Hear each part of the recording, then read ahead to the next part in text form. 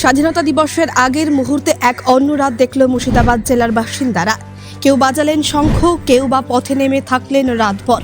৮ থেকে ৮০ সব বয়সের মানুষের মুখে একটাই আওয়াজ ওঠে, উই ওয়ান্ট জাস্টিস। ডাক্তারি পড়ুয়া ছাত্রী খুনে দোষীদের গ্রেপ্তার ও শাস্তির দাবিতে রাত জাগল মুর্শিদাবাদ জেলার সর্বত্রই। মুর্শিদাবাদ জেলার বহরমপুর থেকে কান্দি থেকে লালবাগ সর্বত্রই মহিলারা পথে নেমে প্রতিবাদে সামিল হলেন। প্রত্যেকের মুখে একটাই দাবি ওঠে, অবিলম্বে দোষীদের দ্রুত গ্রেফতার করে শাস্তির বিধান করুক প্রশাসন। বহরমপুরের টেক্সটাইল কলেজ মোড় এলাকায় জমায়েত হয় হাজার হাজার পুরুষ ও মহিলা। বহরমপুর শহরের বিভিন্ন প্রান্ত থেকে মশাল হাতে এগিয়ে আসে মহিলাদের মিছিল। প্রত্যেকের সমবেত হয়ে একটাই দাবি, ধর্ষকের শাস্তি চাই। অন্যদিকে বুধবার রাতে মুর্শিদাবাদ জেলার বিভিন্ন এলাকায় মহিলারা পথে নামেন এবং দখল নেন রাস্তা।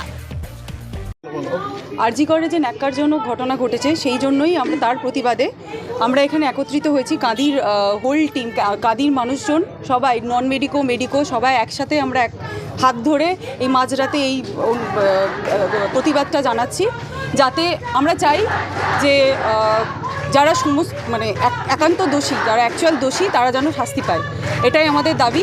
এবং আমরা চাই যে কর্মক্ষেত্রে সমস্ত কর্মীদেরকে যেন নিরাপত্তার ব্যবস্থাটা যেন সুনিশ্চিত করা হয়। এ ব্যাপারে যেন সবাই, আমাদের যে প্রশাসন, তারা যেন একটা কঠিন দায়িত্ব গ্রহণ করেন, এটা আমাদের মেন দাবি।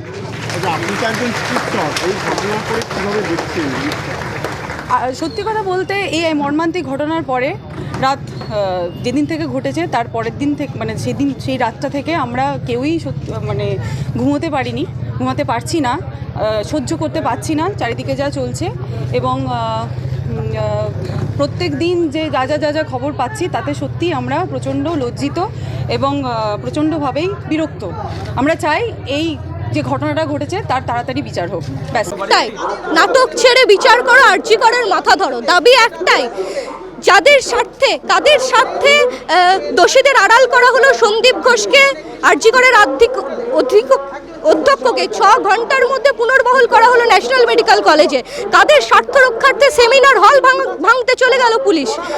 তা পরিষ্কার করতে হবে, তা খোলসা করতে হবে, সে জবাব দিতে হবে। তিলোত্তমাদের, আমার রাজ্যের মেয়েদের, কামদুনির মেয়েটার, হাঁসখালির মেয়েটার, সুন্দরবনের মেয়েটার, কাটোয়ার মেয়েটার, প্রত্যেকটা মেয়ের ভবিষ্যৎ সুরক্ষিত করতে হবে, নিরাপত্তার দায়িত্ব নিতে হবে। না হলে স্বাস্থ্যমন্ত্রীকে, পুলিশ মন্ত্রীকে পদত্যাগ করতে হবে। স্বৈরতন্ত্রের পতন চাই।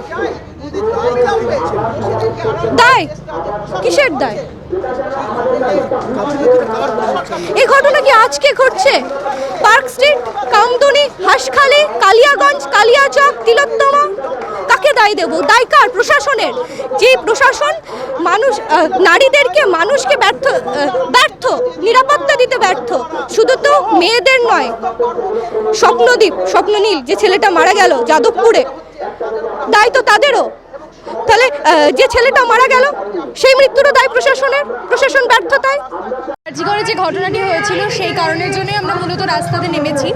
এবং আরজি করের ঘটনাটি মণিপুরেও এইরকম মেয়েদের অনেক নির্যাতন করা হয়েছে, নির্ভয়া কাণ্ড, তারপরে প্রিয়াঙ্কা রেড্ডির যে ঘটনা, প্রত্যেকটি ঘটনাকেই মেয়েদেরকেই মূলত সেই ধর্ষণের মূল সঙ্গী বানানো হয়েছে। এবং প্রত্যেকটা মেয়েদেরকে শুধু খুন করে দেওয়া হয়নি, মেয়েদেরকে তার সঙ্গে সঙ্গে ধর্ষণও করা হয়েছে।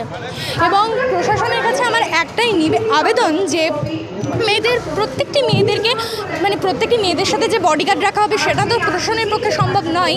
তাই আমার প্রশাসনের কাছে একটাই নিবেদন যে প্রত্যেকটা মেয়ে যাতে নিরাপত্তাভাবে বাড়ি পৌঁছতে পারে বা প্রত্যেকটি জায়গায় যেতে পারে, তার জন্য সেই নিরাপত্তার ব্যবস্থা করা। এবং পুলিশ প্রশাসনকেও এই বিষয়টিতে সত্যি মনোযোগ সহকারে দেখা উচিত বলে আমি মনে করি। আজকে আমি একটা উদাহরণ দিই। আজকে আমি দুপুরবেলা মাকে বলছিলাম যে, মা, আমি কেন মেয়ে হয়ে জন্মগ্রহণ করলাম? ছেলে হয়ে জন্মগ্রহণ করলে মনে হয় এত সমস্যার সম্মুখীন হতে হতো না, বা রাস্তাতে বেরোনোর সময় কোনো তোমাদেরকে বলতে হবে না যে আমরা রাস্তাতে বেরোচ্ছি, বা তোমাদেরকে চিন্তাও করতে হতো না যে একটা মেয়ে রাস্তাতে বেরিয়েছে বলে আমরা চিন্তিত বোধ করছি। এই কারণগুলির জন্যই প্রত্যেকটি মেয়েরই এখন সমস্যা, রাস্তাতে বেরোনো নিয়ে শুরু করে প্রত্যেকটা বাড়িতেই একই কথা যে মেয়েরা এত রাত্রে কেন বাড়ি থেকে বেরোচ্ছে। তাই আমি আবারও বলছি যে প্রশাসনের কাছে আমার আবেদন প্রত্যেকটা মেয়ের নিরাপত্তার জন্য। কি কারণে পথে নেমেছেন আজকে আপনারা? আমরা পথে নেমেছি আরজিকর হাসপাতালে যে নারকীয় ঘটনা ঘটে গেছে তার বিরুদ্ধে নেমেছি। কি চাইছেন এখন আপনারা? আমরা কার কাছে চাইবো বুঝতে পারছি না। আমরা মনে করি এই মুহূর্তে পশ্চিমবাংলায় যে সরকার আছে এবং তার প্রশাসন দুজনেই প্রচণ্ডভাবে ব্যর্থ। এত ব্যর্থ সরকারের কাছে কি চাওয়ার আছে? আমাদের কিচ্ছু চাওয়ার নেই। আমরা নিজেদের লড়াই নিজেরাই লড়ে নেবো এবার ভাবছি।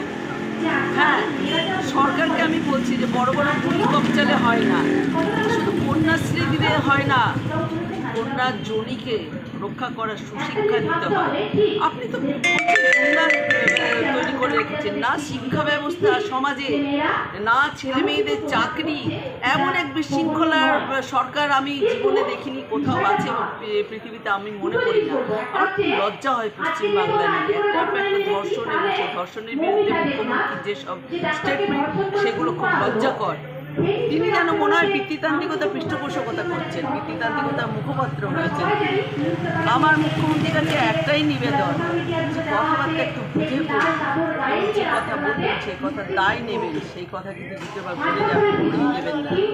এবং আপনি মনে করবেন যে আপনি মহিলা হিসেবে পশ্চিমবাংলায় যতগুলো নারী ধর্ষিত হয় সাথে আমরা সব মেয়েগুলো ধর্ষিত হয়ে সম্মান হয়, বিদায় কিন্তু আপনার, কারণ আপনি ক্ষমতার রশিটা নিজের হাতে নিয়েছেন। আমাদের নির্বাচিত সরকার হয়ে আপনি দেখছেন, তাই আপনার এখানে সমস্যায় পড়ে, সমস্ত দায় আপনার।